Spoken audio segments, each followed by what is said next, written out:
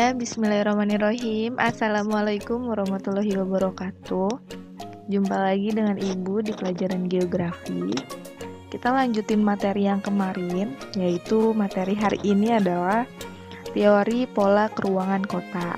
Nah, sebelum kita mempelajari materi hari ini, alangkah baiknya kita berdoa terlebih dahulu agar Allah selalu memberikan kita kemudahan dan keberkahan dalam mencari ilmunya. Yuk sama-sama kita membaca basmalah. Bismillahirrohmanirrohim. Kita simak materi pada hari ini. Yang pertama adalah dari materi pola keruangan kota, teori pola keruangan kota. Kita belajar terkait faktor yang mempengaruhi perkembangan kota. Ada satu, yang pertama ini adalah kependudukan. Nah, penduduk merupakan faktor yang dinamis, terutama jika ditinjau dari kuantitasnya, banyaknya. Sehubungan dengan jumlah penduduk, ada dua hal yang sangat berpengaruh terhadap perkembangan kota. Yang pertama adalah pertambahan alami, yaitu seseorang ibu melahirkan seseorang anak atau anak kembar dari rahimnya. Itu namanya pertambahan alami. Dan yang kedua adalah tingkat urbanisasi. Nah, tingkat urbanisasi ini adalah seseorang atau sekelompok dari desa ke kota. Tujuannya apa? Mereka ini berpikir bahwa di kota ini mudah mendapatkan pekerjaan meskipun dengan keterampilan terbatas. Yang pertama nih ya, kependudukan. Nah, coba kalian tulis di Google Classroom. Kalian tulis 3 faktor yang menyebabkan terjadinya urbanisasi. Silakan kalian komentar ya di Classroom. Nah, yang kedua ini adalah alam. Alam ini merupakan faktor yang relatif statis terhadap perkembangan kota. Karena apabila ada perubahan ini berlangsung relatif lama. Jadi kalau alam ini balik lagi ke manusianya, kita sebagai manusia. Bagaimana kita sebagai manusia pandai atau tidak dalam mengelola lingkungan kehidupannya di muka bumi ini. Pandai atau tidak, apakah kita sebagai manusia sudah menjaga alam ini dengan baik agar alam ini tetap asri dan berkelanjutan. Nah, yang ketiga ada yang namanya budaya. Faktor budaya berperan dalam perkembangan kota, yaitu tingkat kepandaiannya juga. Faktor budaya yang menjadi tolak ukur perkembangan kota adalah tingkat penguasaan teknologi. Nah, perkembangan teknologi ikut menentukan perkembangan tingkat sosial ekonomi masyarakat. Jadi, faktor yang mempengaruhi perkembangan kota ada 3 ya, Nak. Yang pertama adalah kependudukan. Kependudukan juga terbagi menjadi 2 hal, yaitu pertambahan alami dan tingkat urbanisasi. Dan yang kedua ini ada tata ruang kota, yaitu berdasarkan lokasi pusat kegiatan, kota dikelompokkan menjadi 4. Yang pertama ada pusat kota, yaitu pusat inti kota, yaitu pusat kegiatan kota, baik kegiatan ekonomi, politik, kebudayaan, dan sosial. Dengan kata lain, kota merupakan pusat daerah kegiatan. Yang kedua ada selaput inti kota.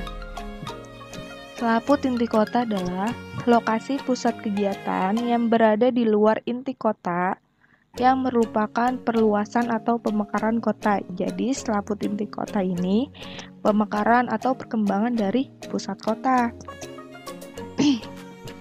Jadi terjadinya selaput inti kota ini karena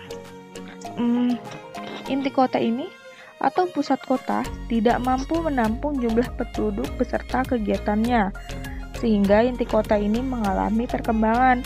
Perkembangan inti kota bisa memunculkan pusat daerah kegiatan baru serta kelompok perumahan yang berbeda strata sosial, ekonomi, dan budayanya.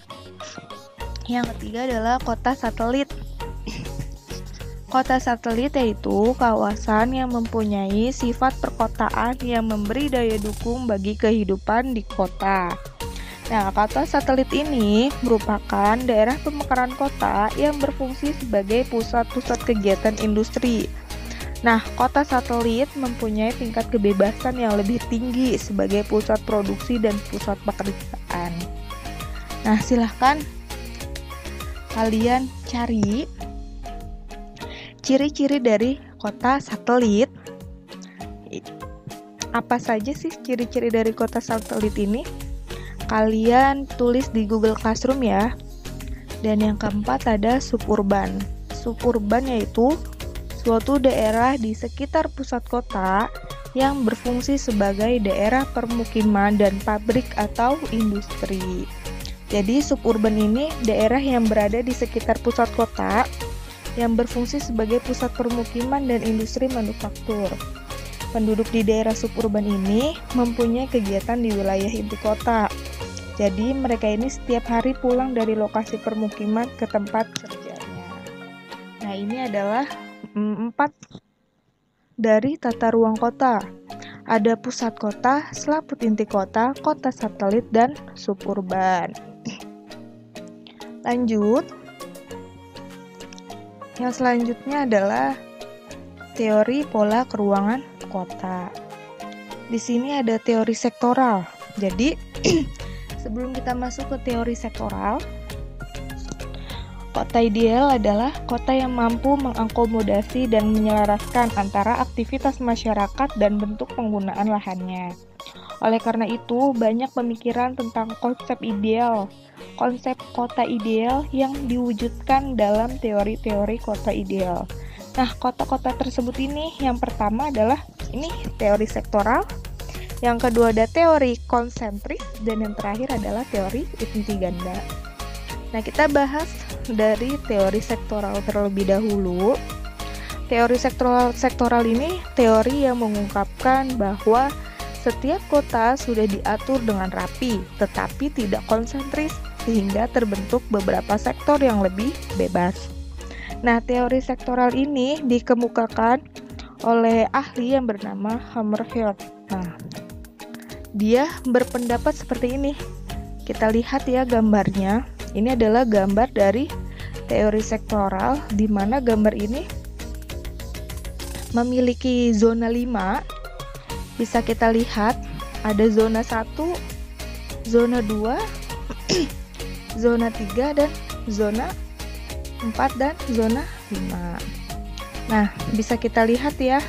Di sini ada zona 1 yaitu pusat kegiatan. Sektor pusat kegiatan biasanya tuh terdiri atas bangunan-bangunan kantor, hotel, bank, bioskop, pasar, dan pusat perbelanjaan. Di zona nomor 2 adalah daerah grosir dan manufaktur, yaitu biasanya berada di sektor kawasan industri ringan dan perdagangan. Di zona nomor 3 adalah permukiman kelas rendah, yaitu sektor kaum buruh atau kaum muda, yaitu kawasan permukiman kaum buruh. Yang keempat adalah permukiman kelas menengah, yaitu permukiman sektor Wadmadya Wisma.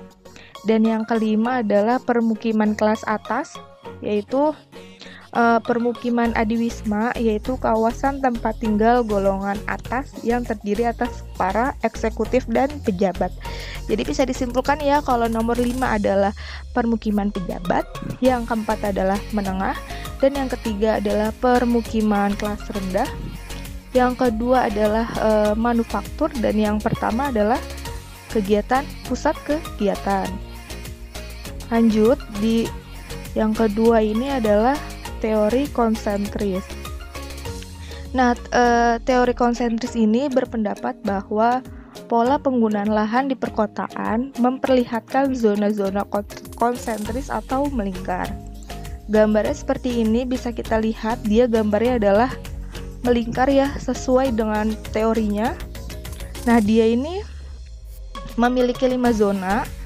Bisa dilihat ada 1 adalah pusat kegiatan, yang kedua adalah peralihan, yang ketiga adalah permukiman kelas pekerja atau buruh, yang keempat adalah permukiman kelas menengah, dan yang kelima adalah penglaju. Penglaju ini adalah zona permukiman beralih ke zona pertanian. Dilihat baik-baik, Nah, teori konsentris ini dikemukakan oleh ahli yang bernama Burgess. Jadi pada pusat zona lingkaran terdapat inti kota, merupakan pusat kegiatan ekonomi kota. Semakin ke tepi pusat zona akan terlihat pengurangan kegiatan ekonominya. Contoh kota dengan pola konsentris ini adalah Chicago, Adelaide, Kalkuta, dan Amsterdam.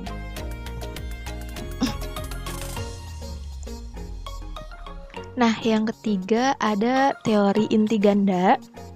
Teori inti ganda yaitu teori yang menyatakan bahwa daerah pusat kegiatan terletak di tengah dan merupakan pusat berbagai kegiatan.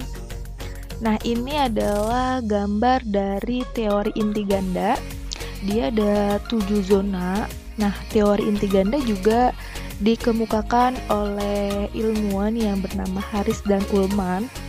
Nah, Harris dan Ullman ini mengatakan bahwa teori inti ganda ini kenapa tidak beraturan. Kita bisa lihat ya gambarnya. Teori inti ganda ini merupakan hasil dari pengamatan yang menunjukkan bahwa sebagian kota besar tidak tumbuh hanya dengan satu inti, melainkan adanya beberapa inti yang terpisah. Inti-inti tersebut berkembang sesuai dengan penggunaan lahannya yang fungsional dan keuntungan ekonominya menjadi dasar pertimbangan.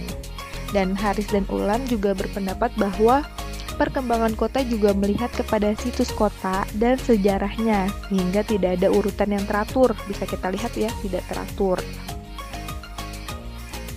Nah, di sini ada zona 1 yaitu pusat daerah kegiatan. Zona 2 adalah daerah grosir atau manufaktur, digunakan untuk kawasan niaga dan industri ringan. Zona 3 adalah permukiman kelas rendah, digunakan untuk kawasan murbawisma. Zona 4 adalah kawasan kelas menengah, digunakan untuk kawasan madyawisma. Yang kelima adalah kelas tinggi, digunakan untuk kawasan adiwisma. Sama ya kayak tadi teori konsentris. Di zona 6 adalah penglaju, dan di zona 7 adalah industri berat, yaitu sebagai pusat industri berat. Kalian bisa searching apa itu industri berat dan apa itu penglaju. Nah, untuk teori kota, Ibu hanya ngebahas 3. Sebenarnya masih ada 4 lagi. Kalian bisa baca-baca lagi di buku paket, di situ dijelasin. Jadi jangan dilupain ya. Yang pertama ada teori konsentris, yang kedua ada teori sektoral, yang terakhir adalah teori inti ganda. Kalau teori konsentris ini adalah teori yang melingkar. Kalau teori sektoral memiliki 5 zona, dan yang terakhir ini adalah teori inti ganda.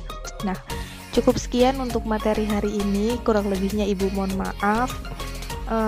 Silahkan tugas-tugas yang tadi Ibu berikan. Misalnya yang pertama adalah sebutkan 3 dari apa saja yang seseorang melakukan urbanisasi.